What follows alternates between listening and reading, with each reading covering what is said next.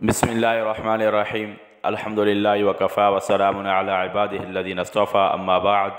अस्सलामु अलैकुम वरहमतुल्लाहि वबरकातुहू। आज का मेरा ये पैगाम उन भाइयों और बहनों के लिए है जिनके चेहरे पर दाग हैं, धब्बे हैं या निशान और दाने पड़ गए हैं या छाइयाँ हैं जो ख़त्म ही नहीं हो पा रही। तो इंशाअल्लाह मैं एक अमल बता रहा हूँ जो कि दिन में 3 बार ये अमल करना है। तो इंशाअल्लाह उसकी बरकत से चेहरे पर जो दाग हैं, धब्बे हैं या निशान हैं या छाइयाँ हैं और दाने हैं, सब इंशाअल्लाह ताला वो ख़त्म हो जाएंगी। तो आइए मैं आपको बताता हूँ। वो अमल ये है कि पारा नंबर 18 है सूरह अल-मोमिनून की जो आखिरी 4 आयत हैं। अऊज़ु बिल्लाहि मिनश शैतानिर रजीम, बिस्मिल्लाहिर्रहमानिर्रहीम।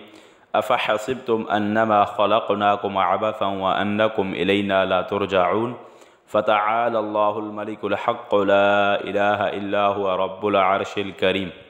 वमन यदउ मअल्लाहि इलाहन आखर ला बुरहान लहु बिहि फ़इन्नमा हिसाबुहु इंद रब्बिहि इन्नहु ला युफ्लिहुल काफ़िरून। वक़ुल रब्बिग़फ़िर वरहम व अंत खैरुर राहिमीन।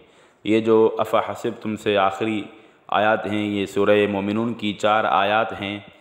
इनको 3 मरतबा सुबह को, दोपहर को और शाम को पानी पे दम करके उस पानी से चेहरा धोया जाए।